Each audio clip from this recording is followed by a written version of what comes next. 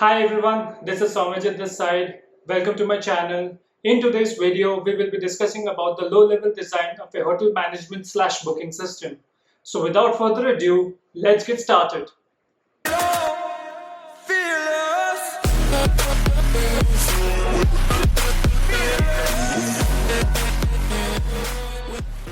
The solution to low-level design of hotel management system has been divided into two parts. I will be releasing these parts as two separate videos so that I'm able to explain the entire thing in as much detail as possible so that it becomes extremely easy for you guys to actually implement the same in an interview setting. This video is extremely important for both college students as well as experienced professionals. Do subscribe to my channel as well as hit the notification bell so that you get notified when the next video drops. Hi everyone, today we will be discussing one of the most frequently asked interview questions for low-level design, that is designing a hotel management system.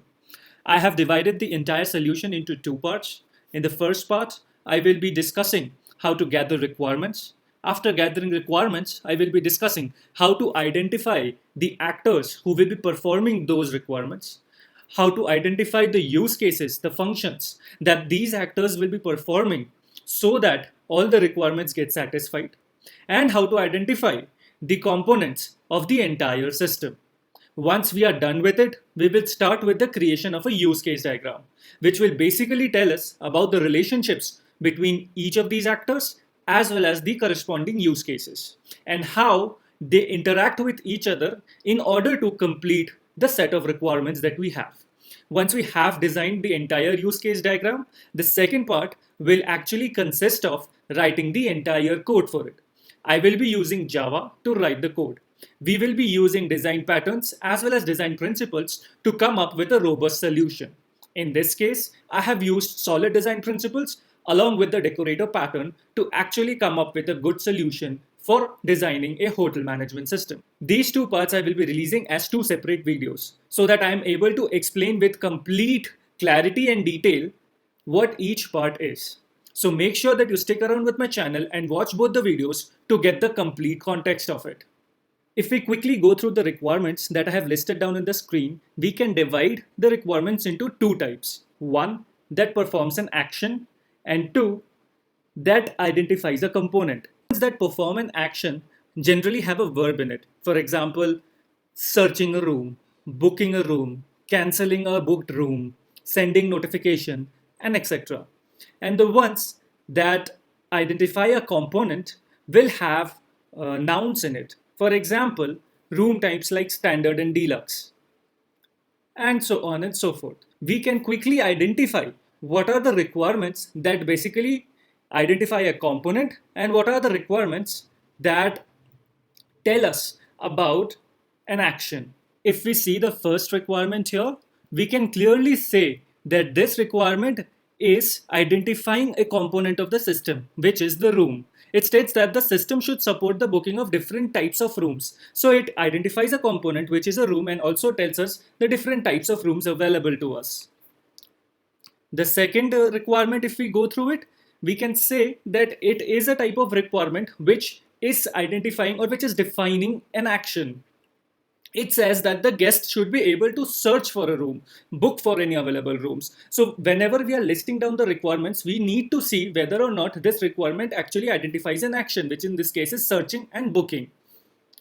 These actions, searching and booking, will then become the functions that the actors need to perform so that the requirements are fulfilled. So here we can say clearly that guest is an actor which needs to perform searching as well as booking of any rooms. Similarly, if we go through this requirement, we can clearly see that it says that the system should allow customers to cancel their bookings, which means it states that there is one actor, which is the customer, which is our guest, and that actor should have a verb or a function which is cancelling of a booked room so that this particular requirement can get satisfied. If we go through each and every requirement that is listed down here, we can clearly identify what are the actors, what are the actions that these actors are performing, or we can clearly identify a component.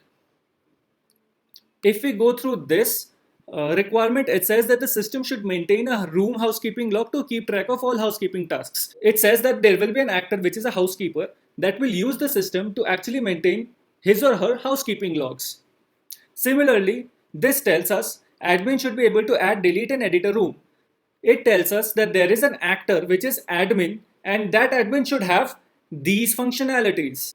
So whenever someone asks in an interview about designing a system, be it a hotel management system or any kind of system, first and foremost, we need to clarify the requirements in such a way that we are able to identify all the components of the system, as well as we are able to identify the actors and their use cases. So here we can clearly see that we have these 5 actors: the guest, the receptionist, admin, server, and housekeeping, and the corresponding use cases: adding, removing, and editing of room, searching for a room, booking for a room, cancelling a room, checking in, checking out, adding a room charge, and updating housekeeping logs.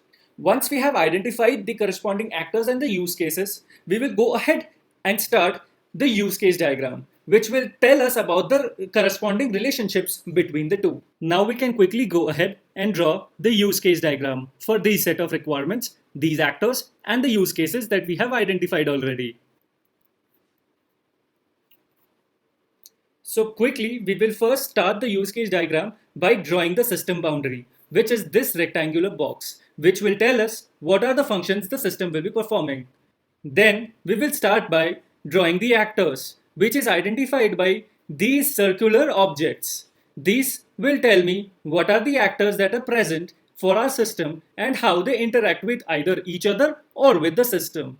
Now let's start with the use cases. So initially we have identified the following 3 use cases, that is adding a room, removing a room, and editing a room. All these 3 use cases have to be done by the admin. So we point admin with these 3 use cases. Next, we define another use case, which is searching a room.